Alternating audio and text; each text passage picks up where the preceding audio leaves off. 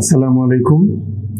আমি পূর্ববর্তী একটা ভিডিওতে বলেছিলাম যক্ষ্মা সম্পর্কিত ভুল ধারণা। খাদ্যনালীতে যে যক্ষ্মা হতে পারে সেটা হয়তো অনেকেরই না জানা। অনেকে মনে করতে পারেন যে যক্ষ্মা শুধু ফুসফুসে হয়। তো সে বিষয়ে আমি পূর্ববর্তী ভিডিওতে বলেছি, নিশ্চয়ই আপনারা জেনেছেন। আজকে কিভাবে এই খাদ্যনালীর যক্ষ্মা রোগটা নির্ণয় করা হয় সেই পদ্ধতি এবং তার চিকিৎসা পদ্ধতি সম্পর্কে আপনাদের সংক্ষেপে বলবো। সাথে রয়েছে আমি doctor Golam Mustafa, assistant professor of colorectal surgery, Dhaka medical college. তো এরকম একটা পেশেন্ট যখন আমাদের কাছে উপসর্গ নিয়ে আসে তখন আমরা ধারণা করি এটা হতে পারে টিবি রোগ, এটা হতে পারে ক্রনস ডিজিজ, এটা হতে পারে লিম্ফোমা, এটা হতে পারে ক্যান্সার। এইসব চিন্তা করে তখন আমরা পরবর্তী সিদ্ধান্তে যাওয়ার জন্য কিছু পরীক্ষা নিরীক্ষা করি। যেহেতু আমাদের দেশে দারিদ্র্যের সংখ্যা খুব বেশি এবং এই টিবি রোগটা আমাদের দেশে অনেক বেশি, সেজন্য এক নম্বরে আমাদের মাথায় থাকে এটা টিবি রোগ হতে পারে। তো অন্যান্য রোগও মাথায় রেখে আমাদের পরবর্তী সিদ্ধান্তে আসতে হয়। তো এই রোগ ধরার জন্য সবচেয়ে বেশি গুরুত্বপূর্ণ যে পরীক্ষাটা লাগে সেটা হচ্ছে কোলোনোস্কোপি। অর্থাৎ কোলোনোস্কোপি করে আইলিওসিক্যাল যে রিজিয়ন, সেই রিজিয়নটাকে দেখতে হয়। দেখে সাধারণত কি হয়, এখানে ঘা থাকে, কখনো কখনো টিউমারের মতো থাকে। এখান থেকে মাংস নেওয়া হয় এবং মাংস পরীক্ষা করা হয়। এই মাংস পরীক্ষাটা করলে হিস্টোপ্যাথোলজিস্টরা সাধারণত এই পরীক্ষাটা করে থাকেন। এই পরীক্ষা করার পরে ধরা পড়ে যে এটা টিবি বা যক্ষ্মা নাকি ক্রনস ডিজিজ নাকি ক্যান্সার। তো সাধারণত যক্ষ্মা যদি হয় তাহলে একদিকে ভালো খবর হচ্ছে এর চিকিৎসা রয়েছে এবং চিকিৎসা দিলে পুরোপুরি সুস্থ হওয়া সম্ভব। আর যদি ক্যান্সার হয় তাহলে সেক্ষেত্রে একটু ভয়ের ব্যাপার থাকে, তবে সেটাও যদি আর্লি স্টেজে হয় তার চিকিৎসা পদ্ধতি খুবই সহজ এবং আমাদের দেশে যথেষ্ট ভালো চিকিৎসা হচ্ছে। তো এখন কথা হচ্ছে এই তো ১ নাম্বার পরীক্ষা, এছাড়া কিছু সাপোর্টিভ পরীক্ষা আমরা করে থাকি। সাধারণত রক্ত পরীক্ষা করে থাকি, কিছু ইমিউনোলজিক্যাল টেস্ট করে থাকি, যার মাধ্যমে আমরা কিছুটা ধারণা করতে পারি।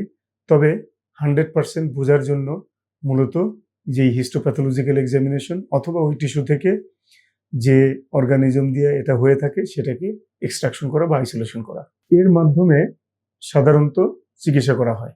এখন এই টিবির চিকিৎসা কি কি হয়?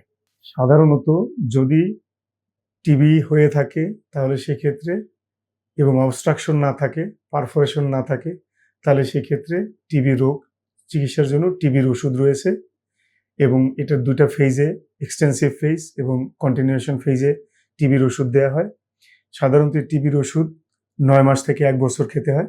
খেলে রোগীরা সাধারণত ভালো হয়ে যায়। কারো কারো ক্ষেত্রে টিবির ওষুধ চলাকালীন অনেক সময় ইন্টেস্টাইনাল অবস্ট্রাকশন ডেভেলপ করতে পারে, তাহলে সেক্ষেত্রে অপারেশন করে সেই অবস্ট্রাকশনটা রিলিভ করতে হয়। কারো কারো ক্ষেত্রে পেটে চাকা হয়ে যায়, যে চাকার কারণে তার ইন্টেস্টাইনাল অবস্ট্রাকশনের ফিচার ডেভেলপ করে পেট ফুলে যায়, পেটে ব্যথা হয়। তো এইরকম ক্ষেত্রে সাধারণত প্রথমে অপারেশন করে ফেলতে হয়।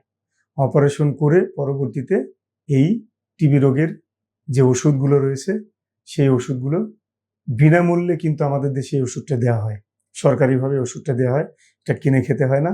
সাধারণত শল্য চিকিৎসক অথবা মেডিসিন বিশেষজ্ঞরা এই ওষুধটা লিখে দিলেই সরকারি হাসপাতাল থেকে বিনামূল্যে এই ওষুধগুলো সাধারণত রোগীদেরকে দিয়ে দেওয়া হয়। সুতরাং আমরা আজকে জানলাম যে আমরা যে মিথটা জানতাম যে যক্ষ্মা রোগ শুধু ফুসফুসে হয়, সেটা কিন্তু নয়।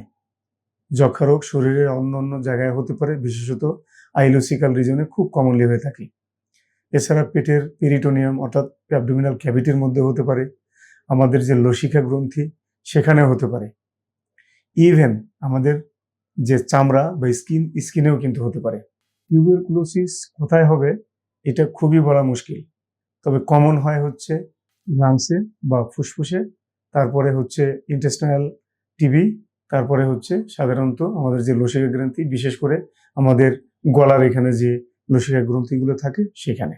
আপনাদের ধারণা হয়তোবা পেয়ে গিয়েছেন যে যক্ষ্মা শুধু ফুসফুসেই না, অন্য যে কোনো জায়গায় হতে পারে, বিশেষত আইলিওসিক্যাল রিজনে বা খাদ্যনালীতে বা অন্ত্রনালীতে হতে পারে।